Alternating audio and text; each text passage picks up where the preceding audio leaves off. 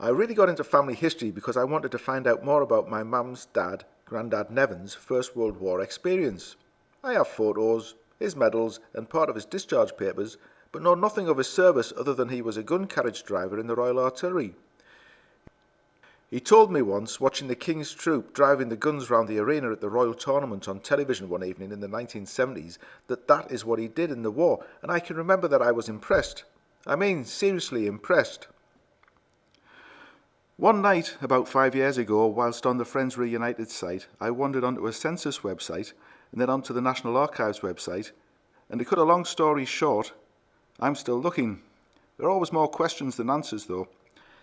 I was amazed at how much information there was, but also suddenly came to realise that my grandparents, the kind, loving people I knew as a child, had lives and backgrounds that I knew very little about, and that really I didn't know them at all.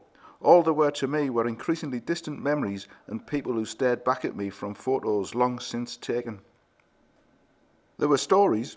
Grandma Nevin was brought up by her grandparents from a baby, even though her mum and dad were alive and had other children they brought up themselves.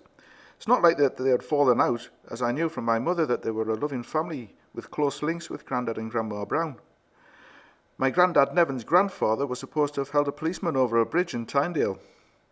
Grandad Routledge, a real Geordie born on the banks of the River Tyne in Newcastle, whose family had come from Cumberland sometime in the 19th century, and then the Thurstons, my Grandma Routledge's family, who came from Norfolk up to the northeast in the early 20th century.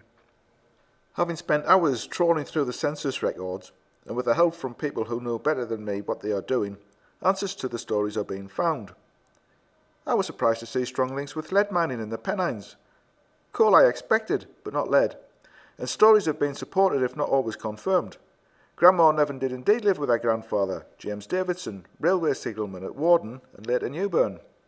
Grandad Routledge was born on the banks of the River Tyne in Orchard Place off 4th Street, although the link with Cumberland refuses to this day to be found. Grandma Routledge came from Coltishall in Norfolk.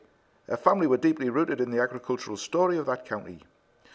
Unlike the rest of my forebears, who appear to have never lived more than 30 to 40 miles from Newcastle over the last 200 years, and in all likelihood over the last 1,000.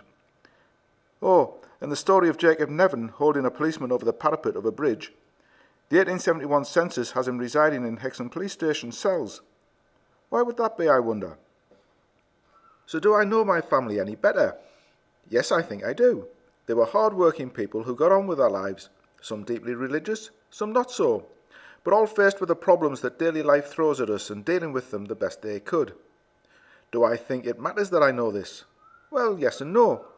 No in the sense that it is really none of my business what they got up to or did.